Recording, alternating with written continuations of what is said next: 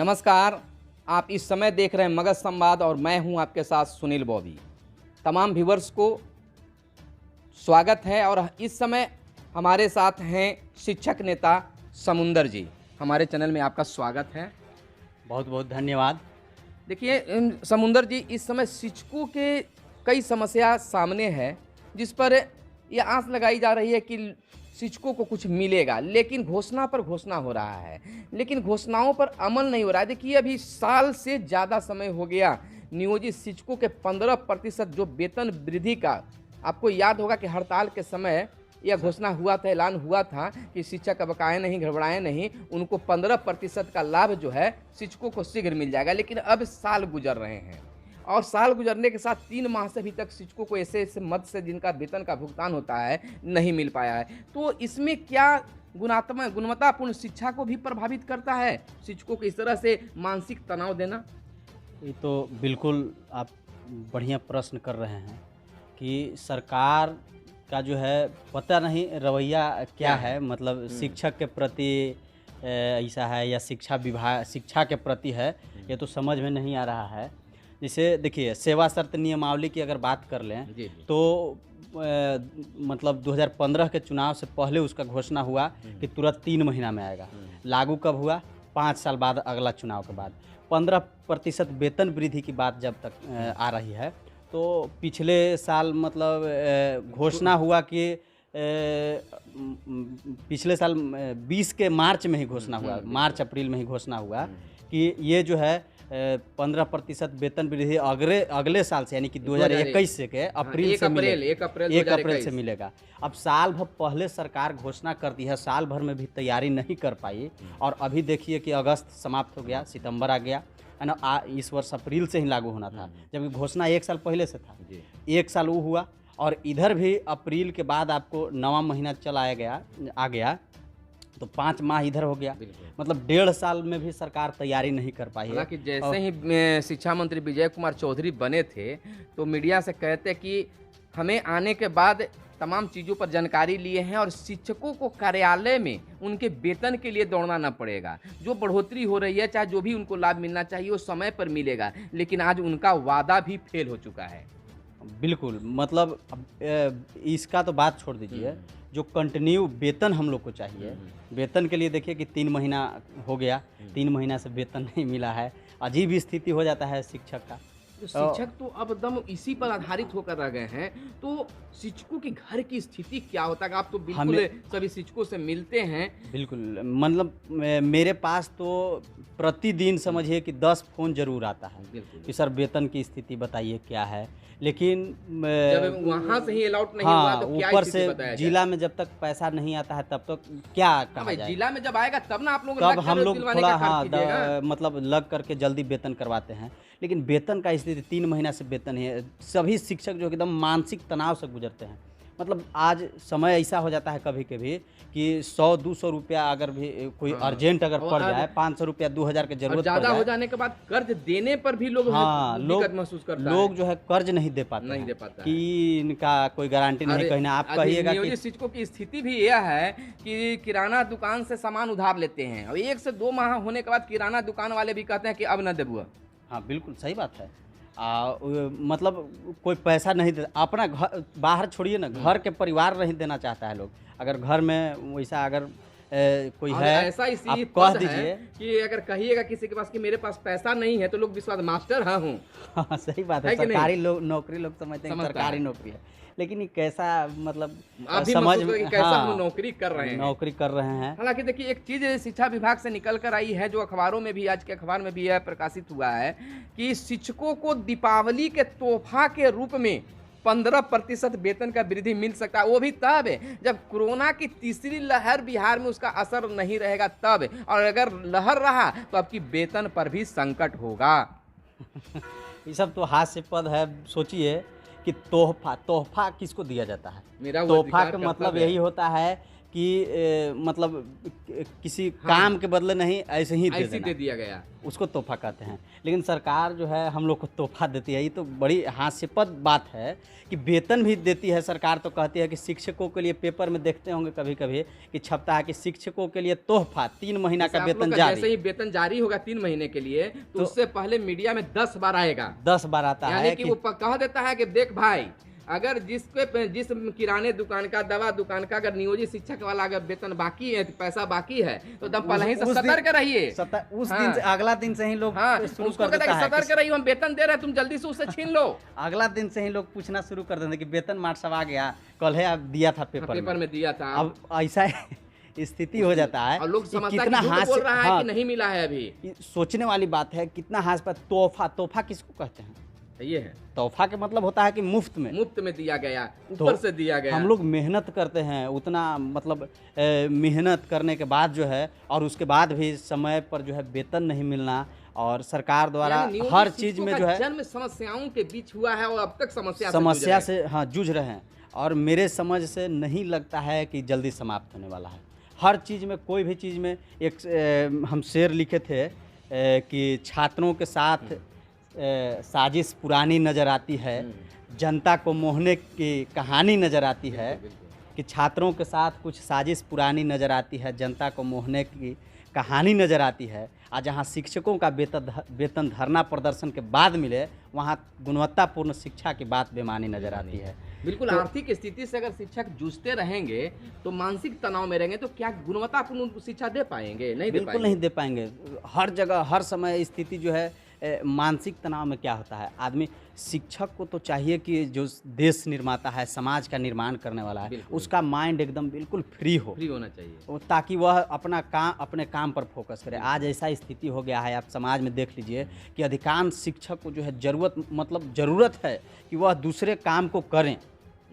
अगर पूर्ण रूप से इस पर आधारित हो जाएंगे वेतन पर, तो मेरे समझ से नहीं चलता है, लगता है कि किसी का घर परिवार बढ़िया से चल सके। देखिए, सरकार हमेशा कुछ न कुछ सिगुफा छोड़ते रहती है और शिक्षकों को उलझाए रहती है। देखिए, अभी एक कह सकते हैं कि घोषणा हुआ है कि सभी शिक्षकों को प्रमोट किया, मैंने आगे उनका प्रमोशन नहीं करके प्रधानाध्यापक और प्रधान शिक्षक के रूप में लाया जाएगा। लेकिन सभी चीज को दिया गया है, लेकिन डीपीई जो एक शिक्षक ने प्रशिक्षण है, जो 3 और 5 में जो बहाल शिक्षक हुए उनको करवाया गया था डीपीई, और उसके बाद में जो आए तो उनका दूसरा नाम है प्रशिक्षण का। तो उस चीज में डीपीई का कहीं कोई चर्चा नहीं है। हालांकि उसमें जब चर्चा ही नहीं है तो उनको तो उसमें मौका मिलेगा नहीं। तो अब शिक्षकों में अब बेचैनी है, और कई ऐसे लोग हैं जो कह रहे हैं बिना कुछ हाथ पैर के कि उनको भी मौका मिलेगा। अगर मान लीजिए कि वहाँ पर अगर रहता कि इन फलाने और इत्यादि, तो वहाँ इत्यादि भी नहीं है, तो लोग अनुमान पर कह रहे हैं कि डीपीई वाले को भी मौका मिले या ना मिले, वो अलग बात हो गया है। लेकिन अब यहाँ पर घोषणा हो जाता है, लेकिन वह कार्यान्वित कब होगा, वो धरातल पर कब होगा नियोजित शिक्षकों के खास संबंध में, तो उसका कोई अता पता ही न चलता कि इतना तो ऐलान कर दिया गया, तो 2021 में ऐलान किया गया है, तो 25 तक प्रधान शिक्षक आप बन सकते हैं या फिर प्रधानाध्यापक बनिएगा। इस तरह से स्थिति है बिहार सरकार। देखिए, हर बार जो है सरकार एक समस्या समाधान नहीं होता है शिक्षक का, और दूसरा जो है मुंह बा करके खड़ा हो जाता है कि ये चीज़ अभी हुए रहो। हाँ, उसमें हर स्थिति में हर बार जो है उलझा हुआ रहता है आदमी। जैसे देख लीजिए, मान लीजिए कि प्रधान शिक्षक की बात है, तो हर विभाग में ऐसा होता है कि 50% बाहरी से बहाली हो, और 50% जो है अंदर का आदमी, जैसे शिक्षा विभाग के शिक्षक हैं जो है मतलब प्रमोशन करके एग्ज़ाम हो, उसके लिए हमें कोई या किसी को भी एतराज़ नहीं होना चाहिए। योग्य आदमी आए, इसके लिए मुझे कोई आपत्ति नहीं है। लेकिन कम से कम ऐसा हो कि जैसे मान लीजिए कि अभी देख लीजिए कि ट्रेंड की जहाँ तक बात है, 8 साल लगा दिया है अनुभव लगा, तो उससे हम एक दिन जोड़ रहे थे कि डीपी वाला के तो मौका मिल नहीं रहा है, और ट्रेनिंग जो बहाल हुआ, ट्रेनिंग जो भी लोग किए हैं लगभग 15-16 से ही हुआ है, हो नहीं पाएगा। तो किसी का 8 साल अभी मेरे समझ से अभी तो हो नहीं रहा है 8 साल पूरा, तो ये लोग तो ऐसे ही छट जाएंगे। अब आएंगे कहाँ से भाई? तो ये मकसद है कि नहीं हो। तो अगर इसका मान लीजिए कि मतलब है कुछ कि आप- किया भी है, जैसे डीपी करने वाले कुछ ऐसे शिक्षक 1-8% होंगे, परसेंट ही भी ना मान के चलिए, वो 2, 4, 10, 20 संख्या में ही होंगे जो डीपी के साथ में जो है पहले या बाद में वह बीएड कर चुके होंगे, तो वह 2, 4, 10 को बहाली होगा। हाँ, बस उतने ही लोग। तो उतना से क्या बिहार में जितने भी पद खाली है प्रधानाध्यापक है, तो तमाम पद भर जाएंगे 40,000। 40,000 पद बिहार में प्रधानाध्यापक, प्रधानाध्यापक प्रधान शिक्षक और का प्रधान शिक्षक का खाली है। तो उसको भरने के लिए आप ऐसा कंडीशन लेके चला रहे हैं जिसमें आदमी देखिए ना, फील कर ही नहीं पा रहा वो है। एक कंडीशन हो गया तबादला का। तबादला का सिगुफा कब छोड़ा गया, कब छोड़ा गया कि और अब तक नहीं हो ट्रांसफर पाया के है। लिए। यहाँ तक कि कहा गया कि अब जो डोली जो है बेटी का बहुत जल्द उठने वाला है ससुराल के लिए, बेचारी लेकिन इंतजार अभी कर तक रही है, लेकिन कुछ वह नहीं। केवल सिगुफा की तरह रह गया, कुछ नहीं है। कंडीशन लगा दिया गया कि जिनका बहाली जिनका अभी जांच चल रही है उनको नहीं होगा, तो प्रशिक्षित शिक्षक को नहीं होगा, तो महिलाओं में भी वरीय देखा जाएगा, तो पुरुष शिक्षक को नहीं होगा, दिव्यांग में वरीय देखा जाएगा। तो ये सब नीति जो है सरकार को केवल उलझा कर रखना देखिए है। मेरे समझ देखिए बात ऐसा है कि इतना ये सब समस्या लोग जनता लोग तो इससे अवगत नहीं होते नहीं। हैं। हम शिक्षक लोग अवगत हैं, जानते हैं क्या क्या समस्या है। उसके बाद जो है सरकार भी जो जान रही है कि ये समस्या है, एक समस्या को सुलझाया नहीं जाता है, दूसरा आ जाता है, और उसको लेकर के शिक्षक लोग के मने को ऐसा करना पड़ता है कि हमेशा जो है कुछ न कुछ प्रदर्शन या सरकार के विरोध में या कुछ इस तरह का करना ही पड़ता है, मजबूरी है उसके साथ। क्योंकि कोई भी आदमी, जो भी जीव है, वो अपने आप को बचाने के लिए, अपना अस्तित्व बचाने के लिए, लड़ने के लिए हमेशा तैयार रहता है। तो हम लोग अगर शिक्षक हैं तो हमारे साथ यदि जाति किया जाए, कुछ गलत किया जाता है, तो हम लोग सड़कों पर उतरते हैं, अपना विरोध प्रदर्शन जारी करते हैं। और इसी में जो है, और सरकार का मंशा क्या होता है कि इस तरह के चीज़ को करके और जनता के प्रति एक निगेटिव, नकारात्मक भावना शिक्षकों के प्रति भर दिया जाता है, मीडिया के माध्यम से, अखबार के माध्यम से, जो भी हो। जानते जितने भी नियोजित शिक्षक हैं, किसी न किसी रूप में उनको परेशानी, तनाव में रखा जा रहा है। देखिए जैसे तबादला के लिए कुछ लोग परेशान हुए, कुछ लोग देखिए कि अभी डीपी वगैरह के लेकर परेशान में गुजर रहे हैं, कुछ लोग जो है प्रमाण पत्र के नाम पर उनको डराया गया। बिल्कुल। अब उनका प्रमाण पत्र जांच के लिए लाया गया। 15 सालों के बाद आपकी जांच हो रही है, और आप जब हट जाइएगा किसी लगाकर, तो आपकी क्या स्थिति समाज में होगी।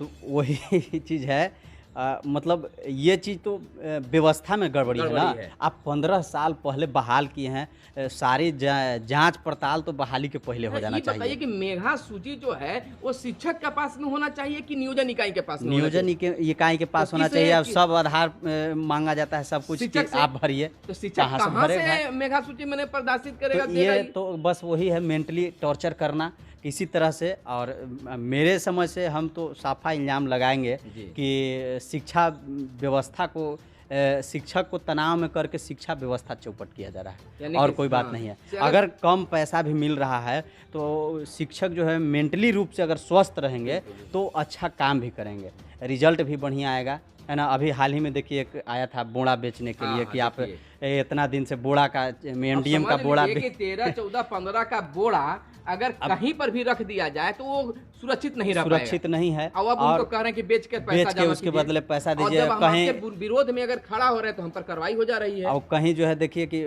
कहीं एचएम बदल गए हैं, प्रभारी जो है बदल जा रहे हैं, तो नया आए तो वो क्या हिसाब जानेंगे बोड़ा का पीछे क्या हुआ। और इसी बीच जो है एक हम, संविधान में अधिकार है सर विरोध हर चीज का करने के लिए, जो जिनमें चीज है और करते हैं तो आप कार्रवाई करते हैं। बोड़ा पर सर एक गाना हम लिखे थे कि लेला भैया लेला चाची बेचे ही वो बोड़वा हो, न तो बन जब चोरवा हो। और ये गाना है मेरा ऑफिशियल, समुंदर सिंह ऑफिशियल एक मेरा यूट्यूब चैनल है, उस पर है, मिथिलेश चौहान से गवाए हैं। बहुत बढ़िया मगही में है, बहुत बढ़िया गाना है। दर्शक सुनिएगा अगर हाँ, समुंदर सिंह ऑफिशियल में जाकर के ऑफिशियल यूट्यूब चैनल जो है सुनिएगा, मिलेगा। चलिए अब हम लोग को इजाज़त दीजिए, फिर हम अगले मुहिम में चलेंगे और शिक्षकों पर फिर चर्चा करेंगे कि क्या स्थिति है बिहार के नियोजित शिक्षकों का। इन तमाम चीज़ों पर चर्चा करेंगे। फिलहाल हम मिलते हैं अगले वीडियो में। इस समय हमारे साथ कैमरे पर उपस्थित है अभय। धन्यवाद। जय हिंद, जय भारत, वंदे मातरम।